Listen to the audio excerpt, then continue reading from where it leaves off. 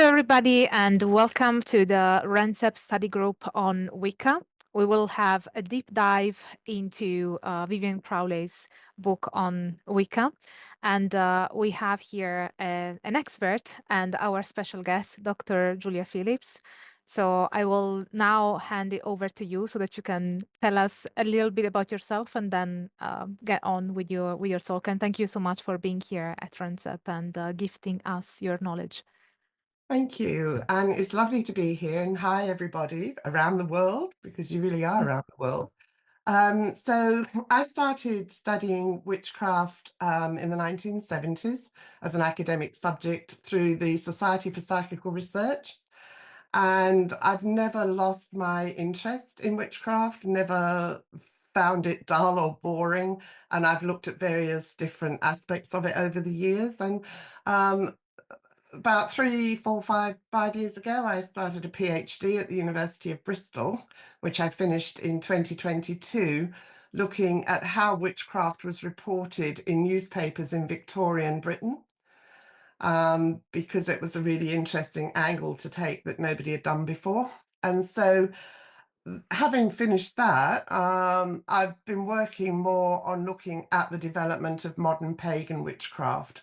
So what we know as Wicca and where that came from. And what I'd like to do now is to share my screen.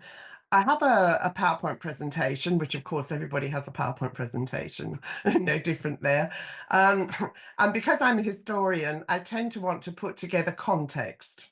So what I'm going to do in tonight's session or this afternoon session is I'm just going to put a bit of context together so that when we look at Vivian's book, we've got an idea of how that evolved, where it came from. So that's the approach I'm taking, so which I hopefully you'll find interesting. So let me just have a go at sharing my screen.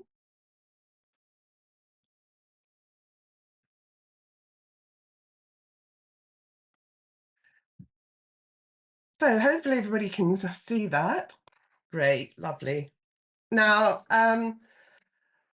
if you want to put questions in the chat, that's a really good way for us to handle it at the end of the presentation. Maybe just put in capital letters question or comment at the start, and then we can pick it up more easily so that we can deal with anything like that. Now, obviously, we're dependent on third-party IT and Wi-Fi, so hopefully the gods are going to smile on us and everything's going to go really well on that angle. Now, the history of witchcraft is really comprised of a multitude of different threads, and they are combined together to give a really great, rich tapestry. And each thread is distinct and different, but together they really show a remarkable journey.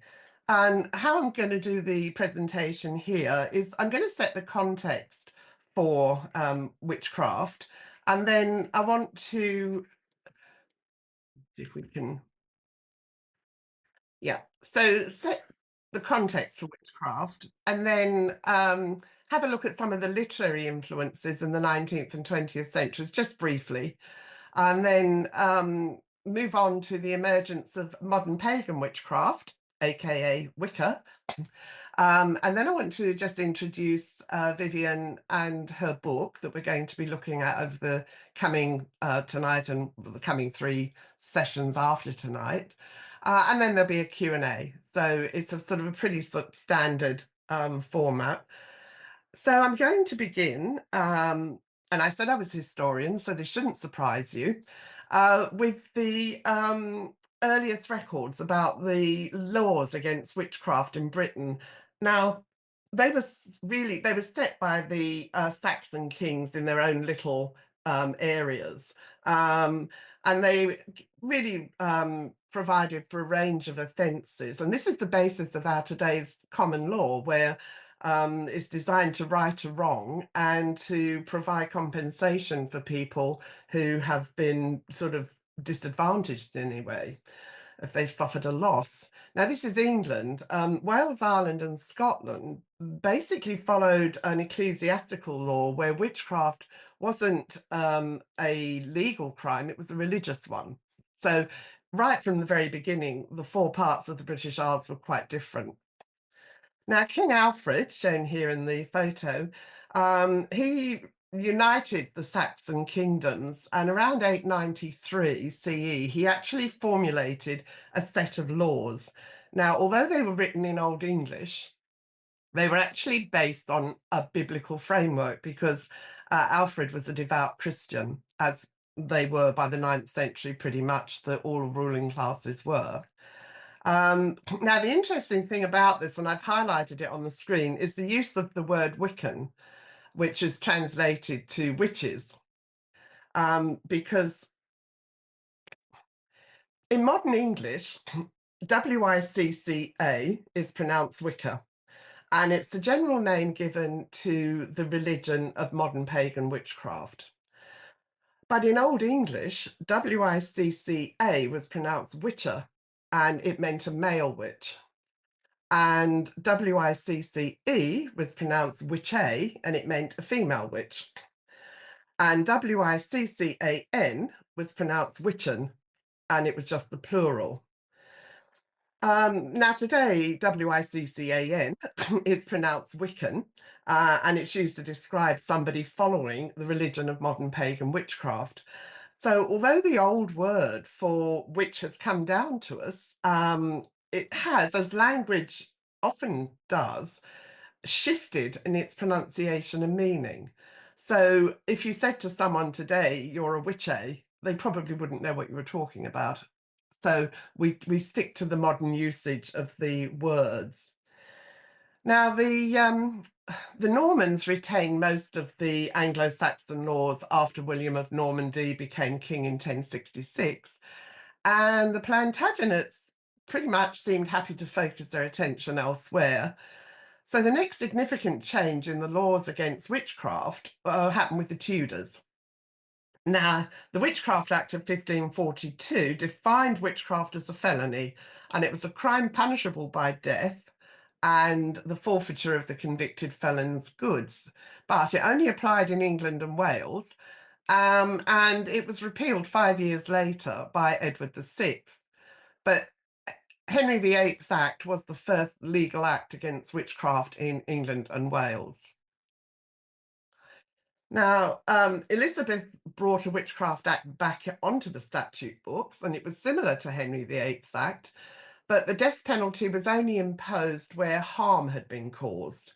And if it was a lesser offence, it was just punishable by a term of imprisonment. The Scottish Witchcraft Act of 1563 was introduced by Mary, Queen of Scots, and it extended the penalties and also the crimes, because it wasn't just a crime to be a practicing witch, it was also a crime to consult with a witch. So the Scottish laws right from the get-go were much more stringent. And as you might imagine, the Witchcraft Act of 1604 that was introduced by James VI of Scotland, James I of Britain, after he came to the British throne, took a similar approach to the Scottish Act. It strengthened the laws against witchcraft, but it also applied to the whole of Britain for the first time. And quoting from the Act, it was a crime to use, practice, or exercise any invocation or conjuration of any evil and wicked spirit, or consult, covenant with, entertain, employ, feed, or reward any evil and wicked spirit. So it's pretty harsh. In fact, James was felt so strongly about witchcraft, he'd actually written and published a book about it. It was published in 1597 in Scotland, and another edition in 1603 was published in London after he ascended to the British throne. And it was basically explaining to people how to find witches and how to prosecute them. But intriguingly, he later became really disillusioned about the implausibility of evidence against witches. And he even intervened at times to pardon witches. The most common is 1616, that happened in Leicester. And a young boy had accused 15 women of bewitching him, all 15 of them. And King James arrived in Leicester about partway through the trials, and 9 of the women had already been executed, but he questioned the boy and he deemed him a fraud, and he released the remaining women. So he had become disillusioned himself about the ideas of witchcraft. Sadly, not early enough to stop some of the persecution, but at least he got there in the end. So, how were those convicted of witchcraft put to death? Well, like everything else in Britain, it varied. Um, in Scotland, most people convicted of witchcraft were strangled and then their bodies were burned, but some were burned alive. And it's estimated there's about 4,000 people were put to death in Scotland for witchcraft. And then we know of one witch burning in Ireland. Alice Kittler was born to wealthy Norman parents in Kilkenny. She had 4 husbands, led quite an eventful life, and each one of them died sort of quite soon after they got married in rather suspicious circumstances. And each husband added to her wealth. So by the time the 4th one was gone, she was accused and arrested of practicing witchcraft to kill her husbands. Now, her maid was also arrested, and a woman called Petronella de Meath. And unfortunately for Petronella, Alice Kittler managed to escape. She somehow got herself out of prison, and she actually disappeared from the story entirely. So the prevailing thought is that she probably managed to escape to England and reinvented herself when she got there. But poor old Petronella was tortured and whipped, and she was finally burned at the stake in front of a large crowd of people on the 3rd of November in 1324. So not a very happy ending for Petronella, but we don't know what happened to Alice. And then burning as a form of capital punishment for witchcraft was never used in England or Wales. Anyone found guilty when the death penalty existed were hanged. Um, and executions were much fewer than in Scotland. It's thought that around 1,000 people were executed in England. And according to researchers at the University of Aberystwyth in Wales and the Welsh National Library, there were only 5 executions in Wales. And, there are several theories as to why the Welsh number was so low, and it could be simply that records haven't yet been transcribed into English, and so they're just missing from the overall story. But it may also have been a factor of the smaller population. And also there were circumstances around Wales. It was a very rural population, and they still relied quite heavily on service magicians known as cunning folk, and witches did not have the same sort of negative connotation that they had in England. They were less threatening. So we don't really know, but those are some reasonable sort of ideas. Um, Although burning at the stake was never a punishment for witchcraft, it was a case that it was used for treason up to the 18th century. Catherine Hayes, seen here in this card, was burned at the stake for committing petty treason for murdering her husband. This burning at the stake completely passed by the 1790, which was the Treason Act, but it certainly did happen during the first part of the 18th century.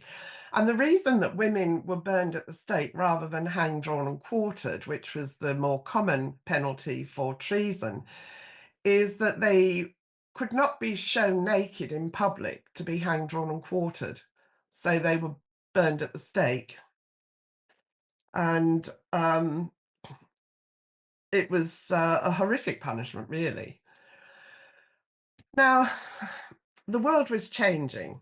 You know, the 18th century saw the abolition of burning at the stake for treason, and another 18th century law had a really big impact on witchcraft. Now, the Age of Enlightenment began, you know, in the 17th century, and it really challenged beliefs about things that were characterized as superstitious or irrational. Now, the Witchcraft Act, 1735 or 1736, it's called both because it was passed in 1735, but it came into being in 1736. So, you know. But it heralded a major adjustment because the Act stated that, as far as the law was concerned, witchcraft was a superstitious delusion and witches did not exist. You could still be charged with pretending to be a witch or pretending to practice witchcraft, but you couldn't actually be a witch because they didn't exist. So that was a really major shift in thinking around witchcraft. So, having said a bit of the context for how witchcraft was perceived and how it was moderated through the legal processes, what I want to do is to jump ahead to these authors here who really had a very strong influence on the emergence and development of modern pagan witchcraft in the 20th century. Now, they aren't the only important influences, but it's almost impossible to overstate their significance. So I'm going to start with Jules Michelet. Now, he described witchcraft as a working class feminist movement that descended from pre Christian paganism. And he said that it kept the spirit of liberty alive. Now, according to his biographer, Michelet's book, La Sorcière, was intended to be a really populist and sensationalist book that was designed to bring him in the maximum amount of money for the minimum amount of effort so that it could sustain him while he was writing his much bigger national history of France. But it certainly succeeded in being sort of a pro-pagan, pro-feminist message because it's still available today. So you can still buy copies of La Sorcière. And the next person I want to have a look at was Charles Godfrey Leland. Now, he was an American folklorist and he collected information from a woman who introduced herself as Maddalena. She lived in the Tuscany region of Italy, and Leland believed, or at least he claimed to believe, Maddalena was an authentic practitioner of what she called la vecchia religione, or the old religion. Now, Leland asserted that the material given to him by Maddalena demonstrated the existence, again, of a tradition of pre-Christian pagan worship. And her manuscript was included in a book published by Leland in 1899 called Aradia, or the Gospel of the Witches. Very important book. Um, Fraser, James Fraser, the Golden Bower, studying comparative religion. Now, he was an early and very influential anthropologist at a time when anthropology was moving from the domain of wealthy amateurs into academia. And his book, The Golden Bough, was enormously popular. Now, Fraser believed, though, that all kinds of religious beliefs, and he included Christianity in this, were expressions of superstitious credulity, and that rituals and religious rituals and practices were really features of an unevolved society. Nevertheless, his description of pagan rituals and sacrifices and the powers of witchcraft actually offer a powerful message. And it's unsurprising that his work continues to be a reference for modern pagan witches, something that I think he'd be absolutely horrified if he knew about, because it really wasn't his thing at all. As he got older, he did pay more lip service to Christianity, but that was more sort of conventional because he worked in academia and he'd been given a peerage, so he sort of kind of had to toe the line a bit there. Um, but Fraser's influence actually spread far beyond his own work because the White Goddess by Robert Graves, was published in 1948, so it's a bit later than the other books I'm looking at here, but it was a poetic book presenting a really inspired vision of a matriarchal society where the goddess ruled supreme.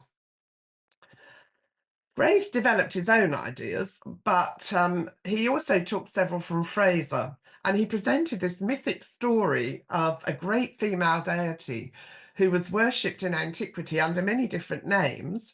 And although the text is inspirational rather than accurately historical, it has had a really important impact on the ideas of sort of coalescing around modern pagan witchcraft. So it's a very important text.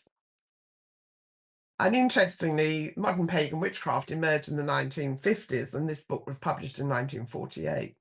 So it was very close. And of course, Margaret Murray. Now, she was born in Calcutta in 1863, and she was educated by governesses in India and England. And then in 1893, at the age of 30, she signed up for an adult education course at University College London, directed by Sir Flinders Petrie, on the subjects of archaeology and Egyptology. Now, unfortunately, with the outbreak of World War I, her university career was interrupted in a really significant way. She accompanied Flinders Petrie on overseas digs. She lectured, and she was eventually given an honorary doctorate in the subject of Egyptology. But the First World War put a stop to everything. And she also had a bit of a breakdown, a health breakdown. So she went somewhere quiet to recuperate. Turned out to be Glastonbury. And then in her autobiography, and I have to say, the wonderful title is My First 100 Years, she wrote, someone, I forget who, had once told me that witches obviously had a special form of religion, for they danced around a black goat.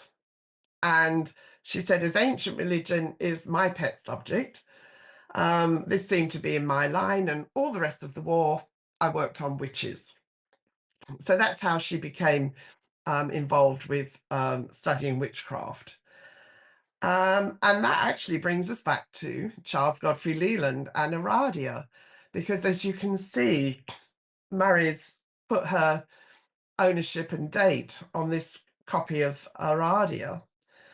And given the date of 1915 and the First World War 1418, it seems likely this was probably Murray's first reference book when she began to research witches and witchcraft during the First World War, and I suspect it was incredibly influential in her thinking.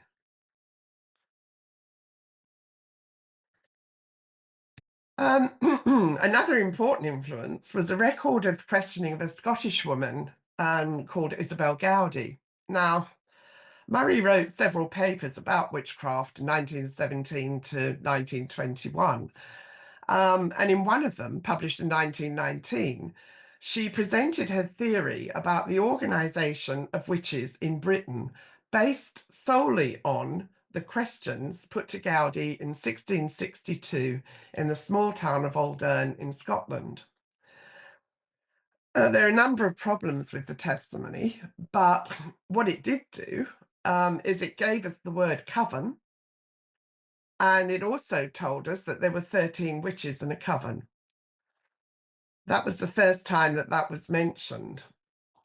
And Murray cited these Scottish trials that were recorded by Robert Pitcairn, even though the transcript of the trials went missing between them being written in 1662 and Pitcairn writing them in 1833.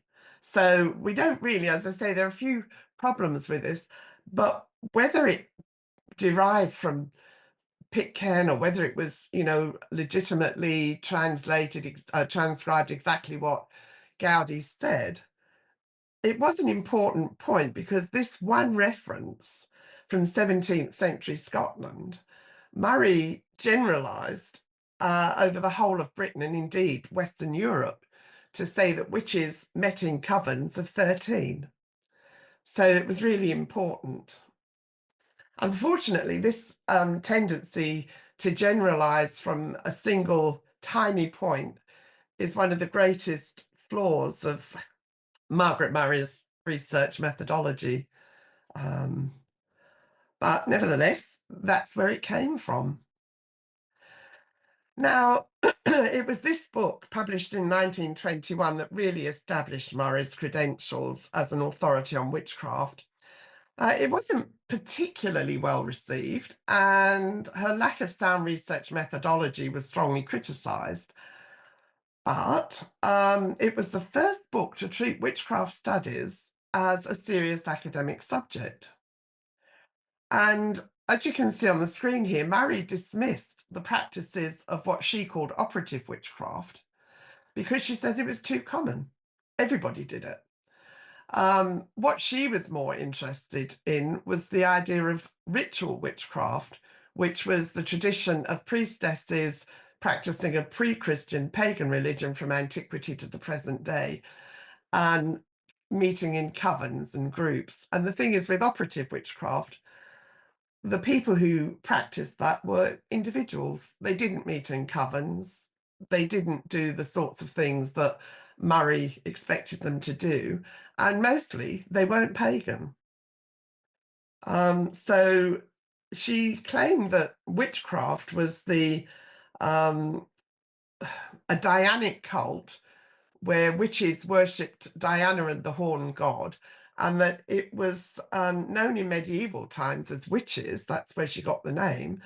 And it appeared to be the ancient religion of Western Europe. So she made a lot of leaps there, but they took hold.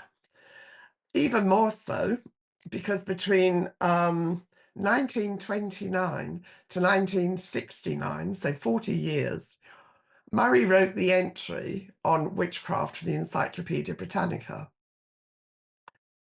And she used that opportunity to present her own view about witchcraft as fact. And she failed to mention any alternative theories, and in fact really dismissed any other theories. As far as Murray was concerned, she'd nailed it. So that was how it came to be. And in the post-war period especially, the Encyclopedia Britannica was sold throughout Britain by an army of door-to-door salesmen. Almost every home in post-war Britain, working class, middle class, had a set of the Encyclopedia Britannica. It was huge.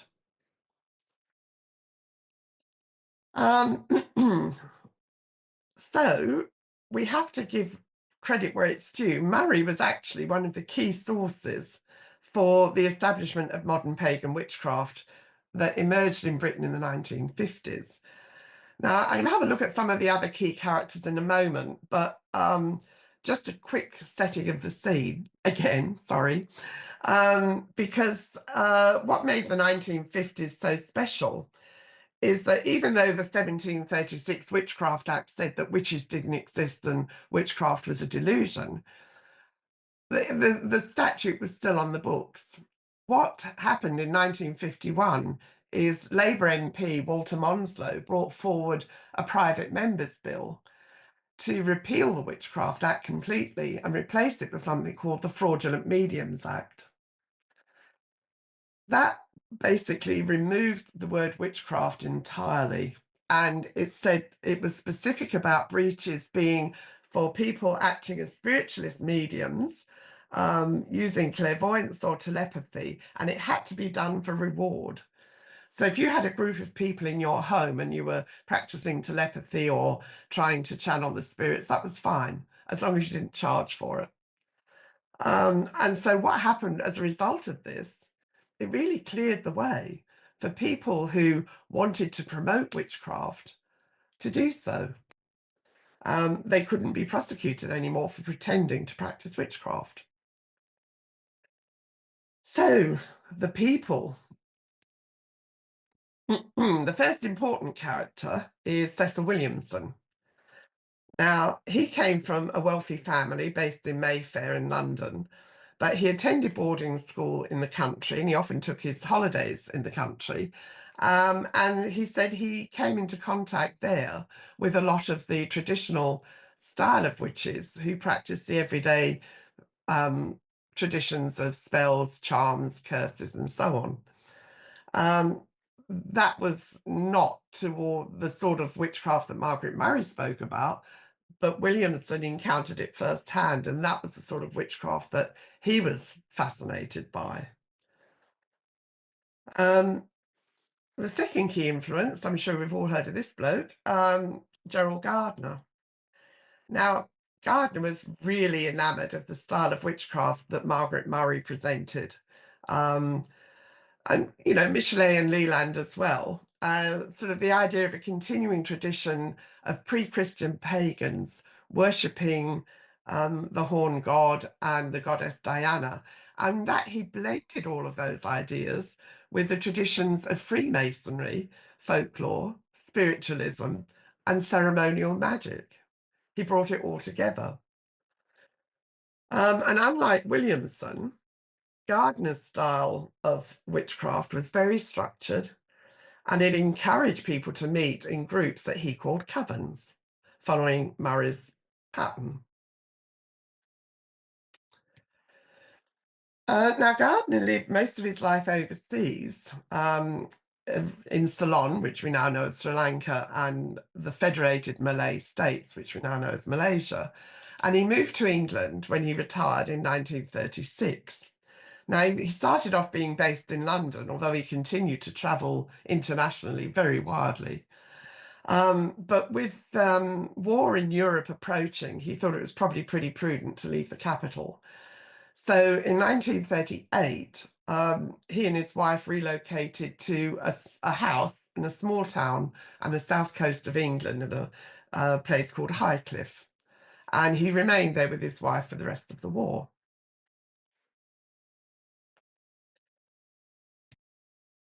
Now, it was during the war years that Gardner encountered people who told him that they were members of a coven of witches, and he became fascinated by them.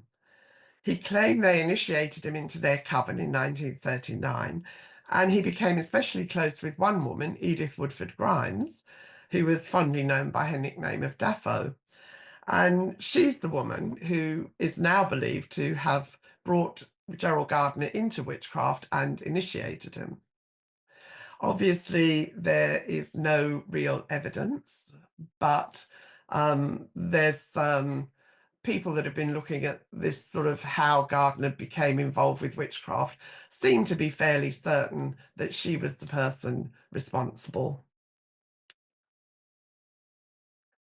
Now, after the war ended, Gardner returned to London and he arranged with Michael Houghton, who had the Atlantis bookshop in Museum Street in London, to publish this novel, High Magic's Aid.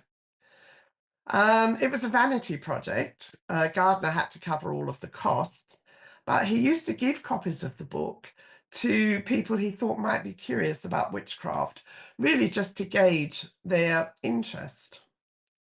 So it was an important development. And if we just go back to Williamson briefly, he was pursuing his own plans after the war. Williamson, during the war, had an amazing career. He was actually a member of the British Secret Services and MI6. And it's a fabulous story, which I haven't got time to go into because we're not looking at that today, but brilliant story.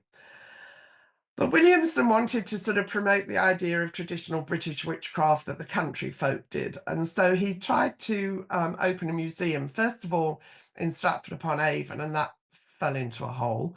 And then he tried to open a museum in Warwick. And despite the sort of headline here, that also fell into a hole. I've seen the letters with Warwickshire County Council. They weren't terribly enthusiastic, shall we say.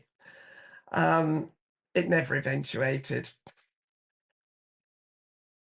But Williamson is nothing if not persistent, and he went ahead with another plan. And in February or March 1951, he purchased some land and derelict buildings and an old mill near Castletown on the Isle of Man. And he had great plans for opening it as a witchcraft museum.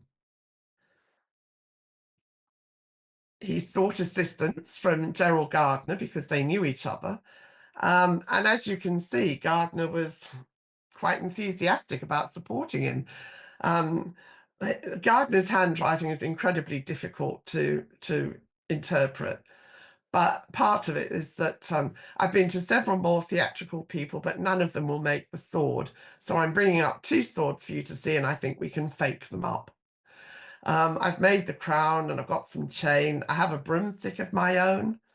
I've made the picture for the shrine and I've written out a lot of the grimoire, and I think it will look quite imposing when it's stuck up.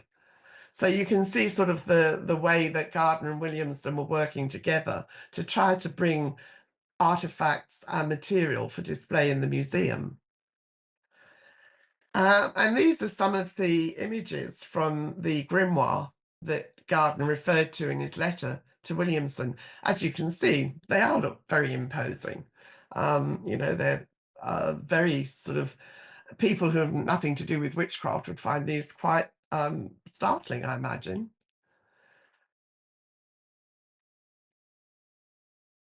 Now, this is the earliest known advertisement for the Witchcraft Museum on the Isle of Man, and as far as we know, the first mention of modern pagan witchcraft. They don't mention the word Wicca. Gardner at this point, Gerald Gardner's not mentioned, but it does mention a coven of witches in the south of England, which are likely the people that Gardner knew during the war. And then this article, a couple of months later, was after the museum officially opened, and it announced Gerald Gardner as the resident witch. And this was only a month after the repeal of the Witchcraft Act, so you can see they got to move on. They moved pretty quickly. And then this article about Cecil Williamson appeared in 1952, September 1952, and it was important because it was seen by a woman called Doreen Valiente. She saw this, she wrote to Williamson to find out more about witchcraft, and he passed her letter to Gardner. Now we'll come back to Doreen Valiente in a moment because she is a key figure in the development of modern pagan witchcraft.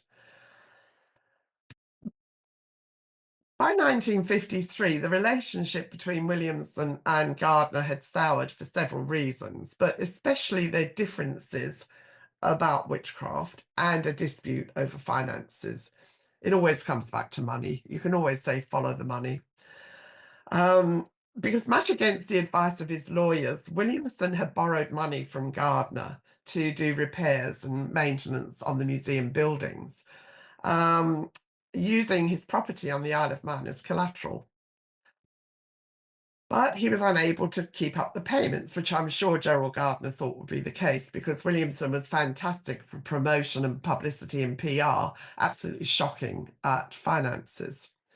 And as a result, the museum and its assets passed to Gardner, with Williamson taking his personal collection back to the mainland. And he sort of leaves our story here because although Williamson continued to be a very important figure in witchcraft, he and Gardner never crossed paths again. And Williamson had really nothing to do with modern pagan witchcraft. I mentioned Doreen Valiente a moment ago. She was initiated as a witch by Gerald Gardner in August 1953, and she was enormously influential.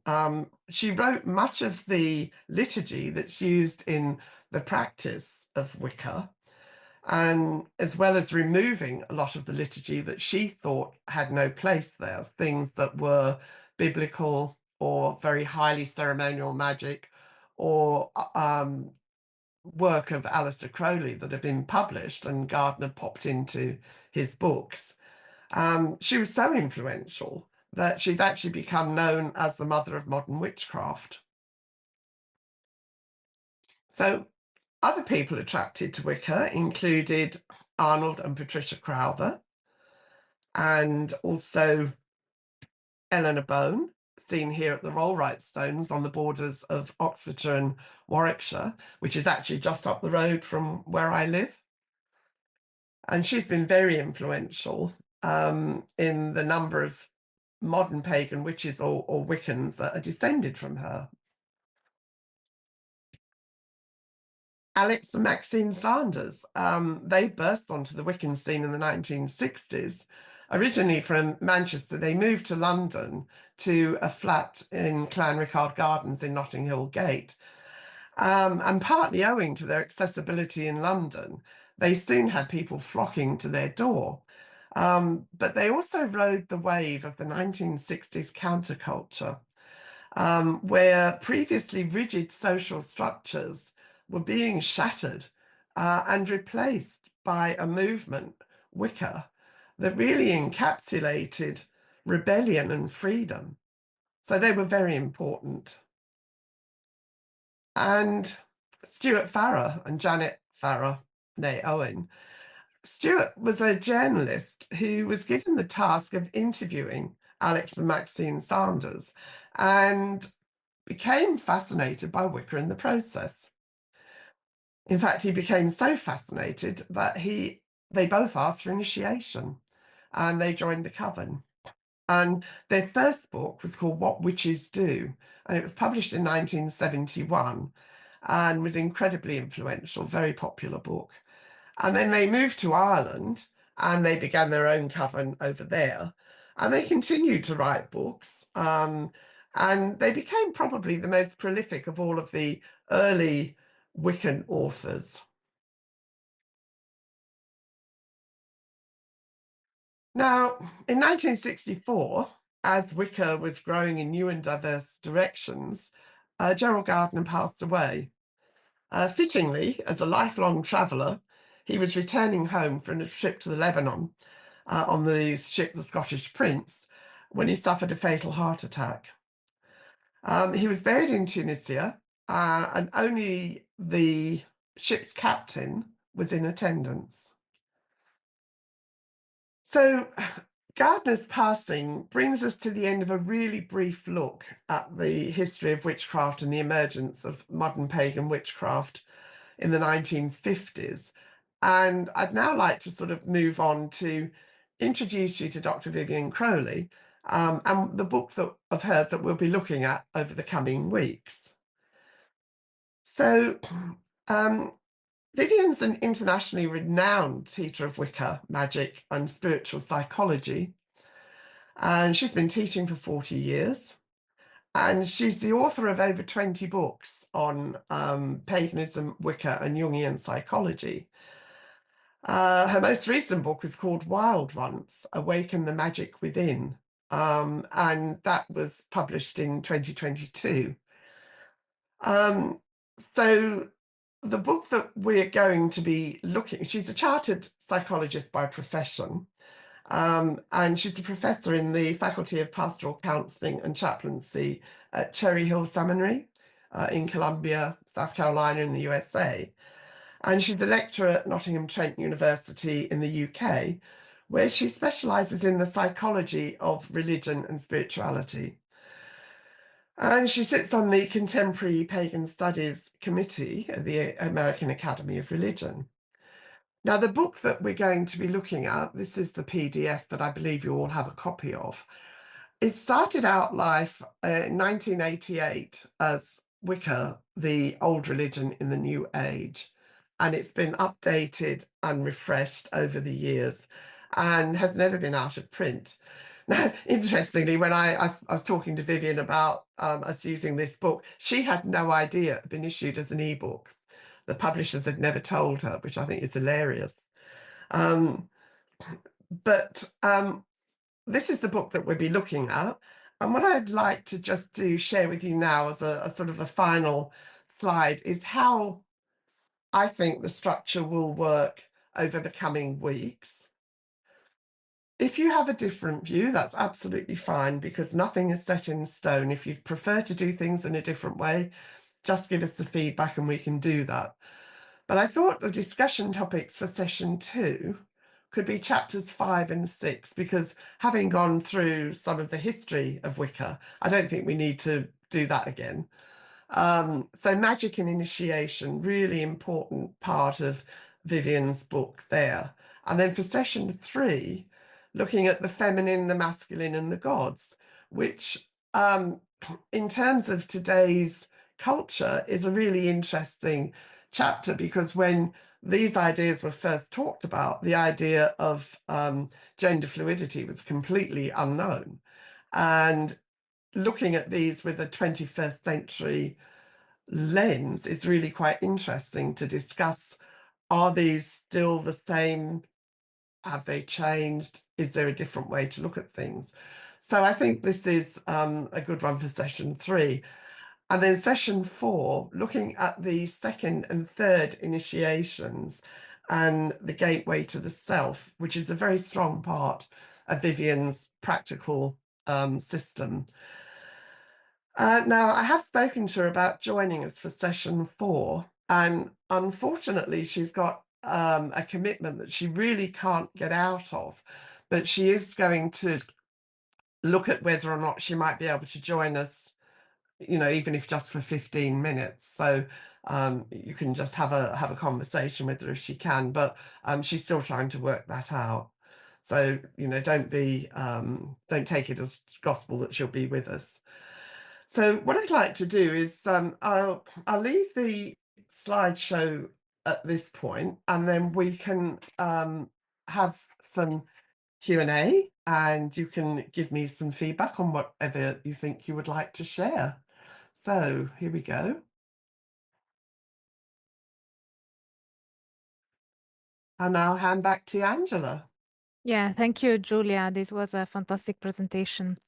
And I think I have a couple of questions myself. The first one is, where did you find the pictures? Because some of the pictures are, I've never seen those before. Some of them were from a private collection. Okay. Some of them, my Google foo is quite adept, and I managed to track them down in various different places. I haven't shown it tonight, but I do also have video of interviews with Gerald Gardner and Margaret Murray, Oh, which that'd be amazing. they're fabulous. I use them in my talk, The History and Endurance of Witchcraft talk. And especially Margaret Murray, she was 93, I think, when she was interviewed. It was amazing. But also listening to how these people like Gerald Gardner, Margaret Murray, Cecil Williamson, his wife, how they actually thought about witchcraft. Doreen Valiente is amazing to listen to. So they are there, but most of them came from people I know, the photos. That's amazing. And the second question is whether you've looked into Leland's Aradia and the historical accuracy or lack thereof. It's hard, isn't it? I mean, I think the spells and the rituals, like the lemon spell and the different things that are in Aradia work. You know, they're practical magic.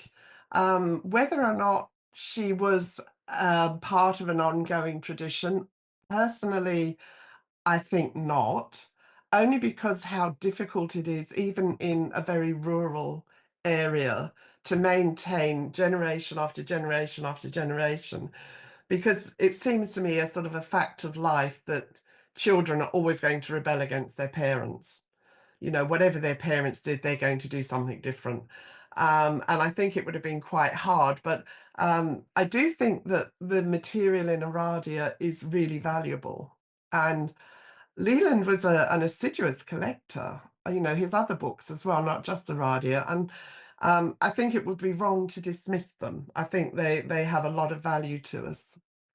Yeah, obviously, I agree that it would be wrong to dismiss them because they've had a historical impact. He has had a historical impact regardless of whether it was accurate or not. It's just that as somebody who is Italian, who has studied Italian witchcraft, it is incredibly hard to believe his claims because there is zero evidence in actual Italian folklore accounts of anything like that. I mean, we do have. There are some rituals in Aradia that are present in Italian folk magic, like the lemon one that you mentioned, is something that even nowadays there are people that practice that, but it's more the story around it rather than the individual specific rituals. You know, the idea of Aradia and La Vecchia Religione, it really doesn't stand up to what was going on in Italy. And when you read the diaries of Maddalena, they are clearly written by an English speakers with the typical Italian mistakes that only an English speakers would make, like, for instance, the wrong concordance between the gender of an article and a noun, which is something that obviously English speakers and Italian would never make that kind of mistake. That Italians also make grammatical mistakes, but those would be different. We wouldn't. Different mistakes, yeah. Yeah, This has because been it is natural to us to just use the right concordance of gender between article and noun and adjective. It's not something that an Italian would get wrong. So I, based on my research, I don't think that it is something But that you're is right, historical. it is in whether it's accurate or fraudulent, it is incredibly influential. Yeah, I mean But, that's without a doubt. Mary's, So it becomes. it was her first book. Yeah, yeah, sure. I agree with you. It's like, regardless of whether I believe it's not historically accurate, it's not something that was going on in Italy at the time, but it has become historically valuable insofar as it has been incredibly impactful on the development of Wicca and contemporary pagan witchcraft. So, but yeah, I think it's the same with Margaret Murray. Even her historical claims have been, you know, debunked as I've well been as. through a complete cycle with Margaret Murray. When I first started researching witchcraft, people said, "Oh, you've got to read Margaret Murray. You've got to read Margaret Murray." And I read it and I thought, this is rubbish. This is absolute rubbish. It's illogical. It's, and I really dismissed it. And then I sort of came back round to thinking, well, okay, within her time and place, yes, her research methodology is incredibly flawed, and it's not accurate, but she was really the first one to bring out a book about witchcraft, because until then it had been really dismissed as fraudulent, credulous superstition, and it was very often used certainly in newspapers in the 19th century to cast aspersions against other practices. Spiritualism, oh, it's just witchcraft under a new name. They're equally stupid, and so Mary actually making it an academic book, I have a lot of time for that, but the content is really questionable. Yeah, but it's interesting 'cause sometimes I have this theory that is that people that are interested in paganism and witchcraft crave so much representation that they even like things that talk very badly about them, like Fraser or the Wicker Man. To me, it's like, why do pagans like the Wicker Man? It's like, and I think that maybe it is because pagans and witches are, crave so much any type of representation that even a bad one, they're gonna still like it just because they feel at least like they exist. They are out there represented somehow. Yeah, I think it's really difficult sometimes because you have the old absence of evidence isn't evidence of absence. So you have to sort of accept that there are some things that don't have any evidence. But what I tend to do with things like that is I think, okay, on the balance of probabilities, is this likely to be true? Is there anything that's sort of sustaining it that might make me feel that yes, this is happening? I mean, the coven that Gerald Gardner said he was initiated into, I'm sure there was a group of people, um, but I don't know that it was anything more than getting together based on books that they'd read and their own sort of past life memories that they claimed they had. And some of them claim that the New Forest tradition went back to William Rufus, which is absolute rubbish. You know, it couldn't possibly.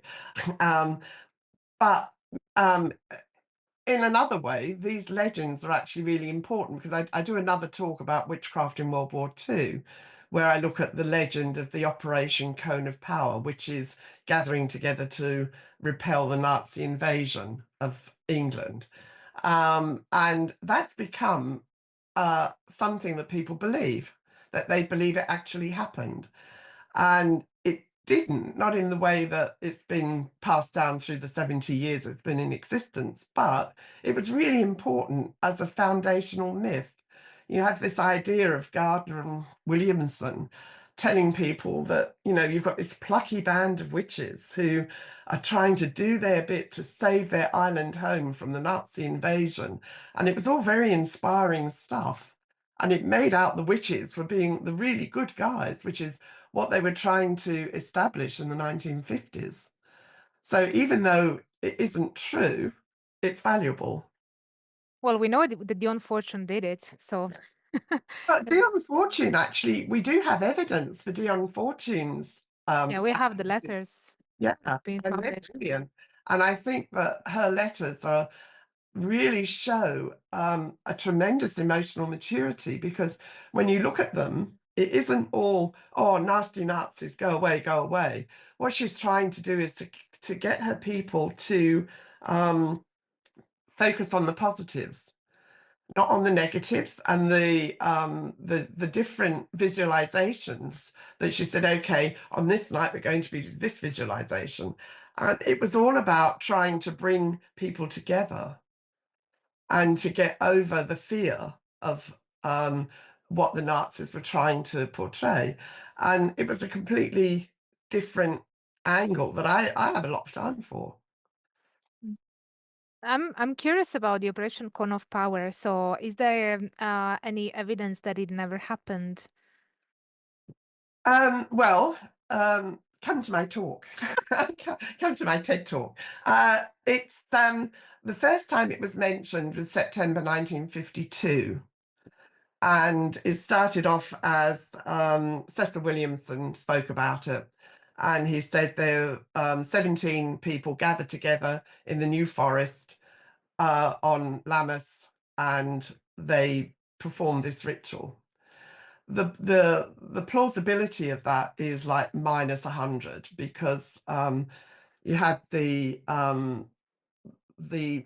laws that were in place at the time. People walking around after dark would have been arrested. If they breached a roadblock, it was the death penalty.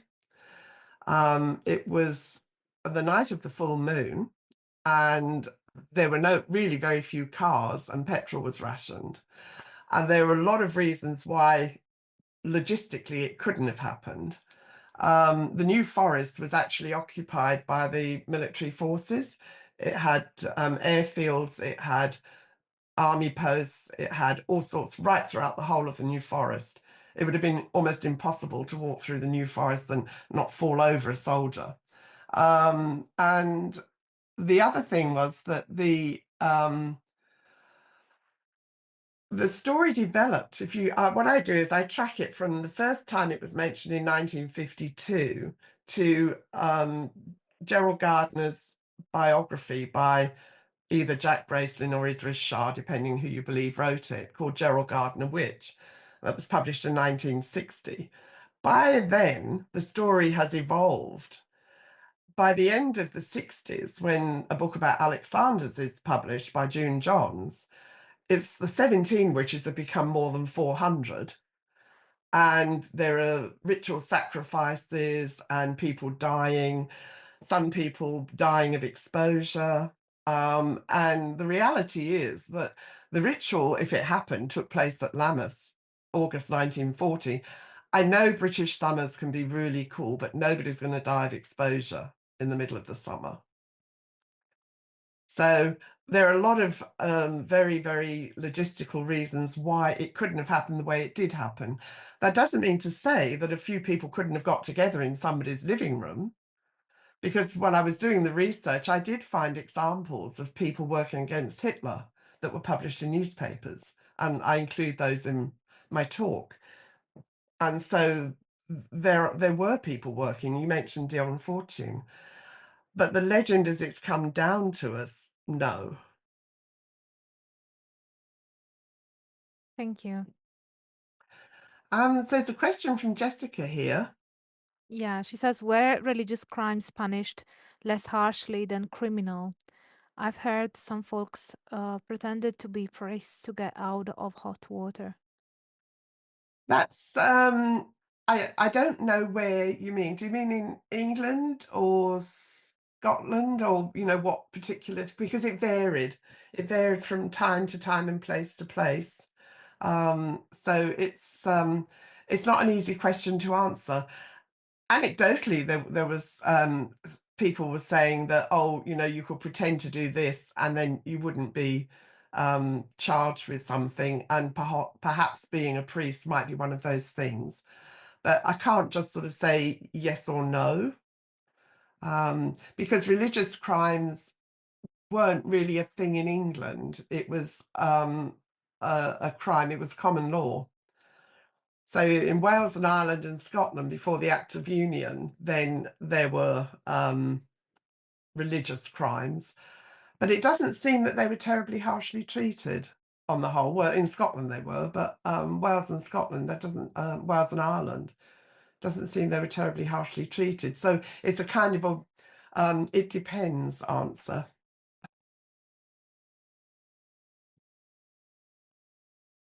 What was the press on the view of the paradox between? The press didn't really have a view on that, Sean. Yeah, I got Demon Lover. um, the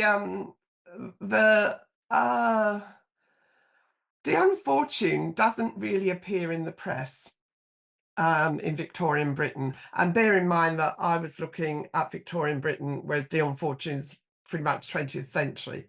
But I have done research in the 20th century. And although there are reviews of her books and the publishers sometimes advertise them, she herself doesn't really get much of a look in. And it's a similar thing actually with the other organisations like the Societas Rosicruciana in Anglia, almost completely absent. The Hermetic Order of the Golden Dawn, again, it doesn't appear because it's not the sort of thing that newspapers really wanted to report on. I don't know if that helps. The slide of Gardner's grimoire. Thanks. Yes, I absolutely. said thanks. Yeah. Yeah. Thanks, Sean. Yeah, the Wicca is informed by the Kabbalah because quite a bit of the liturgy and the practices into Wicca came via the Golden Dawn. So it was really quite not the initiatory Golden Dawn, but what had been published about the Golden Dawn. And it was quite well known. The same with the work of Crowley's that found its way into Wiccan liturgy. It came from his published works. It wasn't something that he wrote specially. And the thread of actually going back to, we have to go back to Italy, we have to go back to the Renaissance, and we have to go back specifically to Florence, and how the Medicis actually were patrons of all of these people looking at magical systems, the texts that were coming in from the ancient world that were being translated, by people like Ficino and Mirandola. All of those sort of were kind of flowing through. And then you had John Dee and other people like him traveling around Europe and coming into contact with all of these ideas and this flowering of really these philosophies that were just continuing to be brought forward. They were repeated, they were enhanced, they were commented upon. And then you had the Rosicrucian movement sort of coming out. And then after the Rosicrucian movement moved to England pretty quickly. And then you had all of these other things happening. And each person commented on the previous one and copied the previous one. And the Kabbalah was a really important thread throughout all of that. And so when all of these things finally washed up into the Golden Dawn, which is pretty much where they all ended up, it was this tremendous repository of information and material that in some ways it's too much, because you have to sort of try to filter out what is irrelevant, but incredibly important. So yeah, and what role does Kabbalah have? Okay, so going back to your question, Dion Fortune wrote the Mystical Kabbalah, yeah. And what role does Kabbalah have in modern ceremonial Wicca today? Quite an important one for some covens. Covens are independent, and they all have their own particular style, and they have their own particular interests. So some covens are very focused into the Kabbalah, and in fact they use Kabbalistic framework to help understand the different phases of the initiatory process. So we'll use the bottom Sephiroth, the middle Sephiroth, and the top Sephiroth to align with doing first, second, and third degrees of the Wiccan tradition. They will also have separate practices of Kabbalistic magic, Kabbalistic path workings. So it is quite an important part of Wicca. It hasn't come at all from Margaret Murray. This is where it came in via the the Golden Dawn and the Rosicrucians and that ceremonial magic. And of course, Gerald Gardner was a master mason. Freemasonry does have quite a big impact on Wicca. So note it be the 3 degrees properly prepared, the presentation of the working tools, all of those things came into Wicca specifically from Freemasonry. So it's a real melting pot.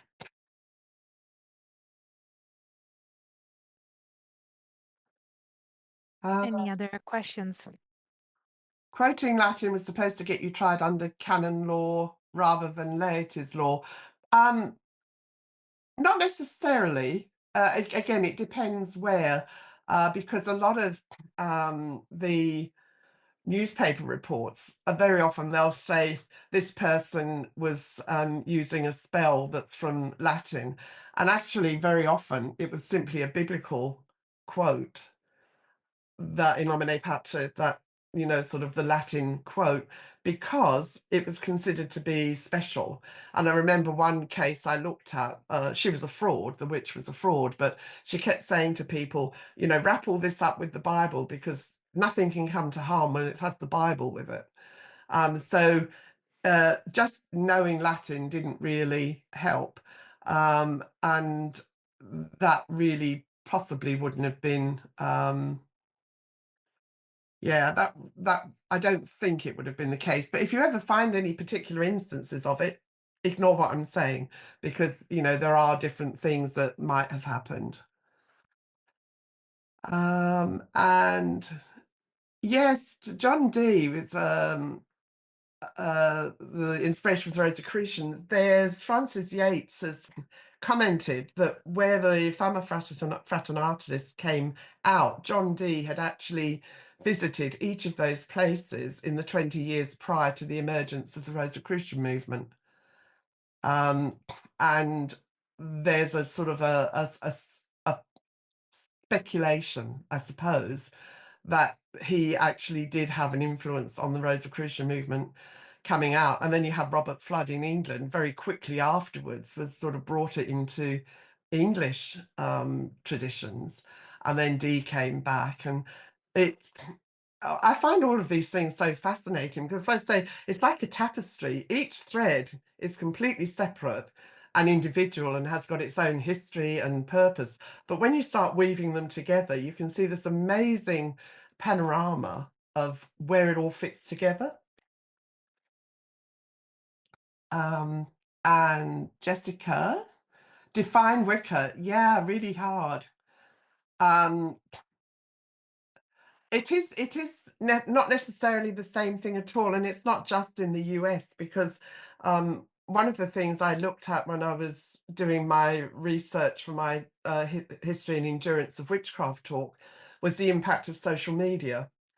And if you look at the people on social media who are engaging in witchcraft, and Angela will probably know more about this than I do, but there's an awful lot of people who are individuals practicing spells and witchcraft, operative witchcraft, as opposed to the idea of the ritual witchcraft that came from Margaret Murray. And I find it quite intriguing because it's almost like it's come full circle. We've got all of these individuals practicing all of these things.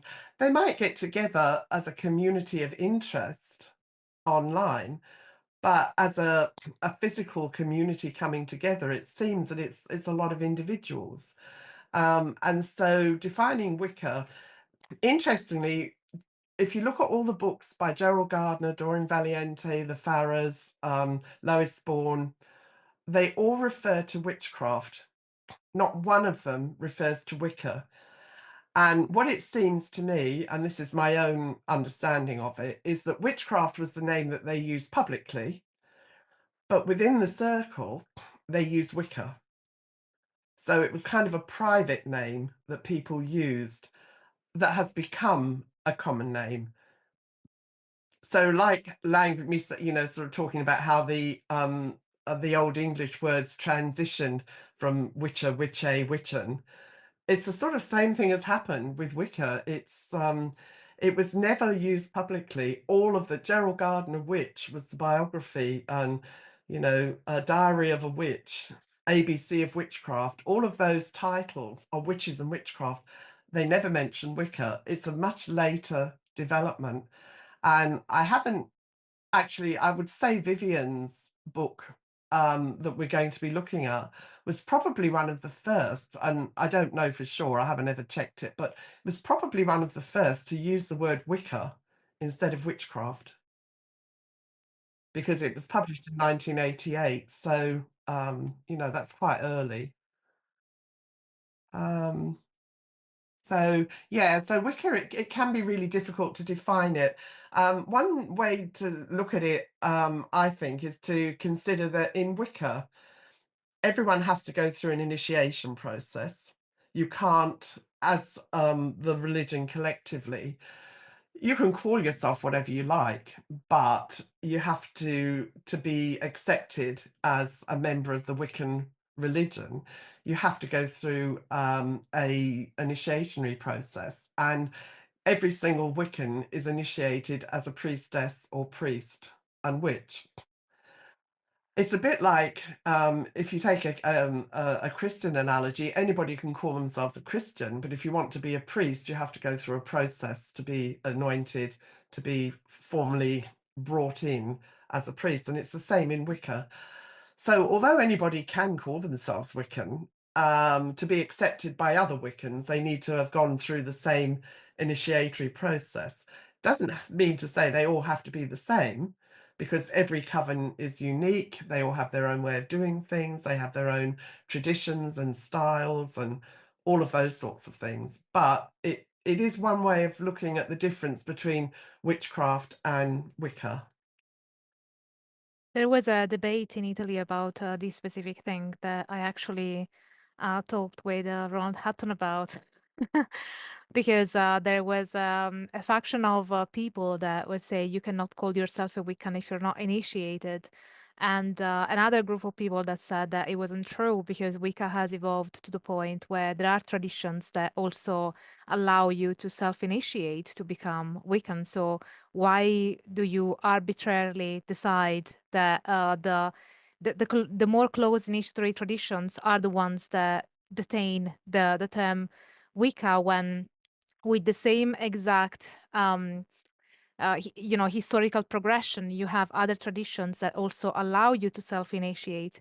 I mean, it would be one thing that if a person just wakes up and decides, okay, I'm gonna found a new Wiccan tradition where you're allowed to self-initiate, but those people had gone through the whole initiation to the point where they could have created other Wiccan traditions, and then they created some where you can self-initiate and call yourself Wiccan. So to me that given that there was this debate and I was more in agreement with the second part when I finally met Ronald Hatton, actually it was for the first time. I was in the first year of my PhD.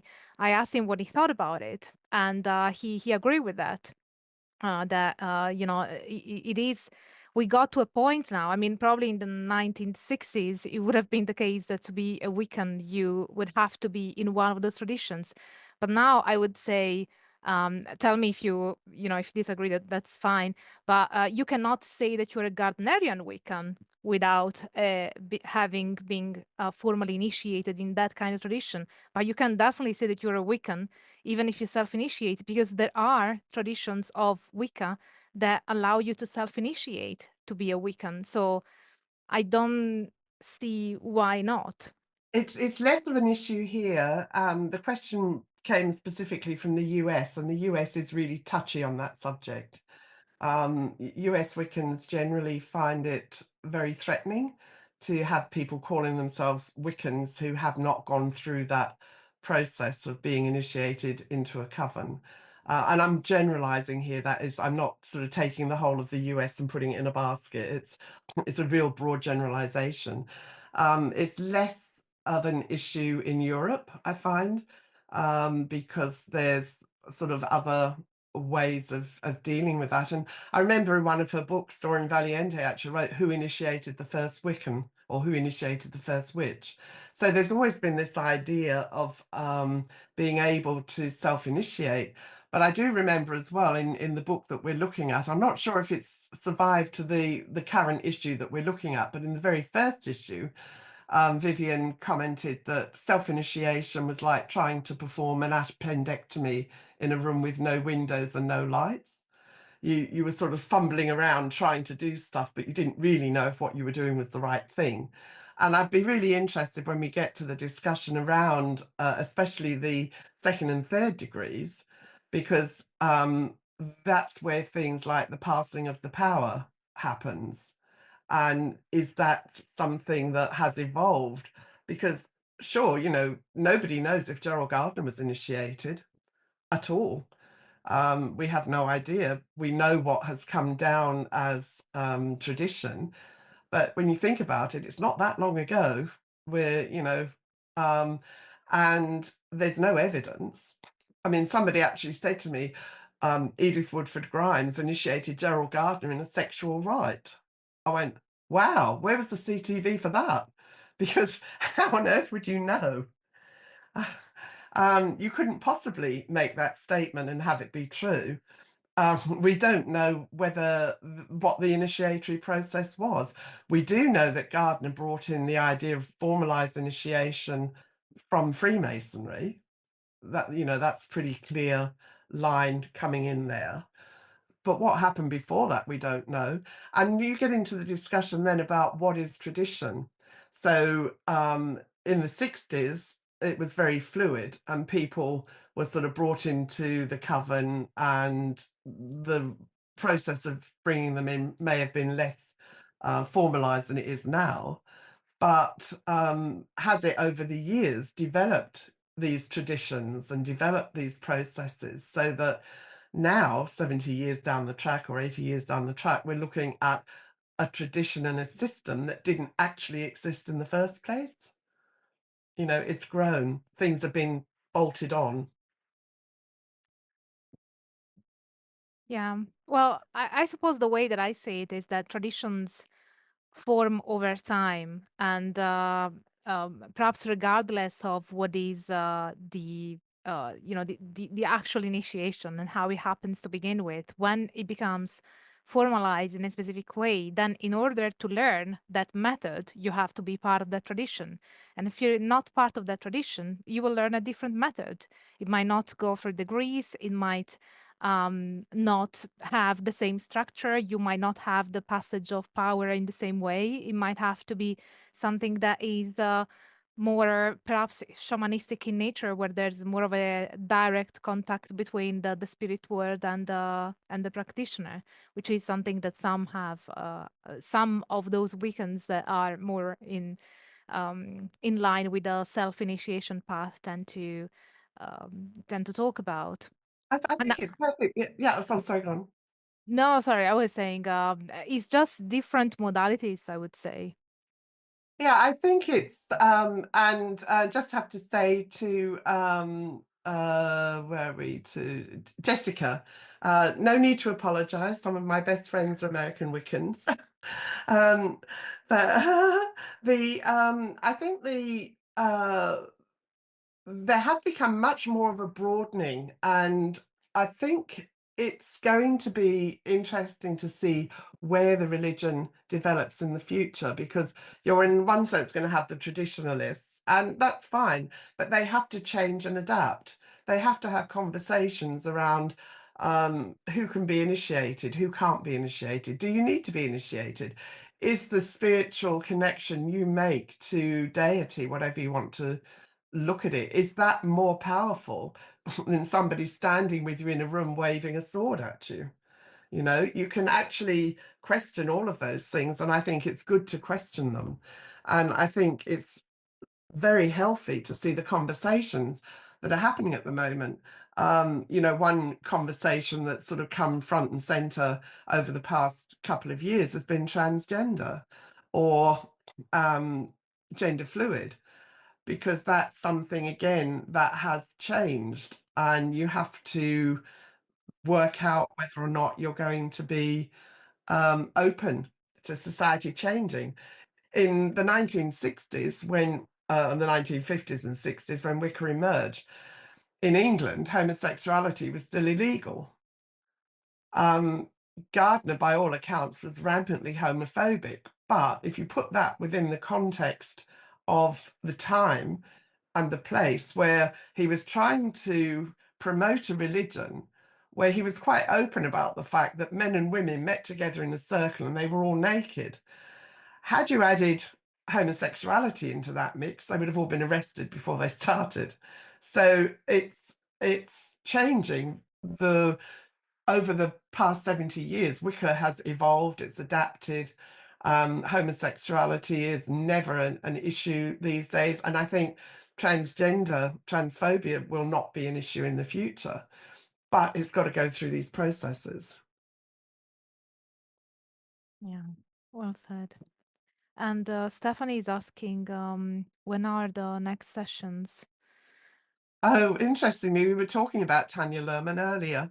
Um, I did I was one of the people she contacted back then, myself and my husband, but she was invited to join the coven, and she did do her anthropological study on the coven, and it was really interesting because Andrew and I were just talking about what the perception of her work was. When it was first published, there was a lot of you know, she betrayed us. She did this. She wasn't really authentic. And over the years, that attitude has gone away, and she's now recognized for doing a really valuable piece of work. That she did say what she was doing. She was upfront about it, and there were some knee-jerk reactions, which over the years have just they just don't exist anymore. But we were actually talking about whether or not she would be considered as a Wiccan academic, because she was brought into a coven, she was initiated, she did work with the coven. She no longer does, but it's like you can't unborn yourself. Once you've gone through a particular ritual, that's it. You know, you can't undo it. So technically, yes, she would still be a Wiccan, in my view. Other people may have a different view.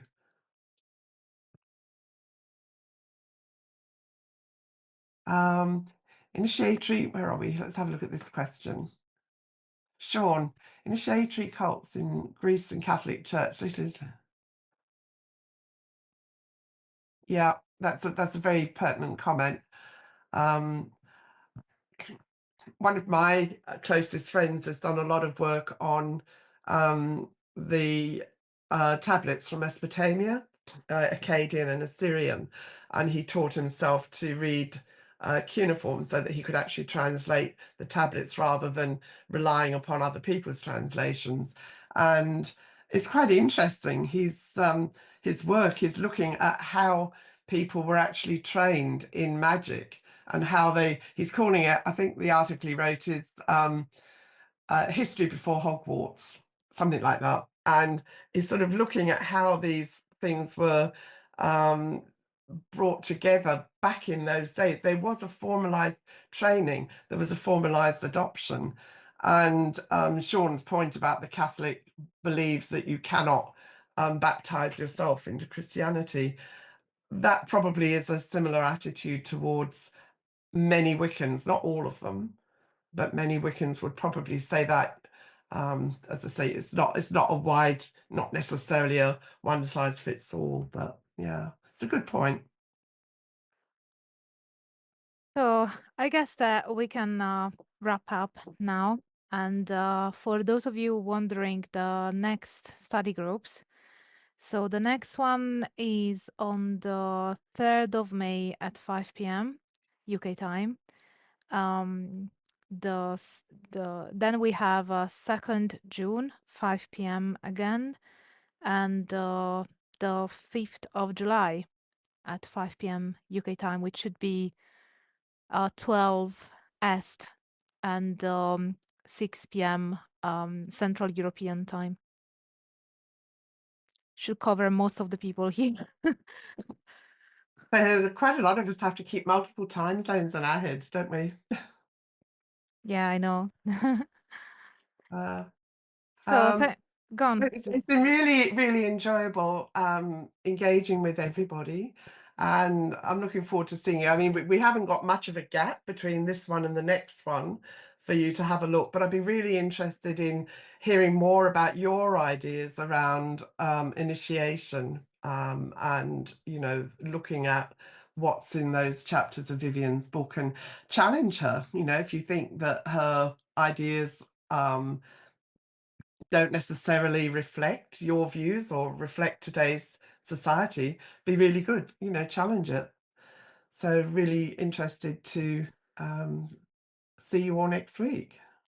Yeah, see you all guys next week and do the readings of the chapters. They should be available on the RENSEP platform. So Uh, so planning, scheduling, session 2. I think we've just, yeah, you've answered that. So yeah. So yeah. I've just, yes. So thank you all so much for coming over, and thank you, Julia. And I look forward to seeing all of you guys to study a bit more of Wicca next week. So Looking forward to some really good questions. yes, bye Take care, everybody. everyone. See you in a week's time. Bye.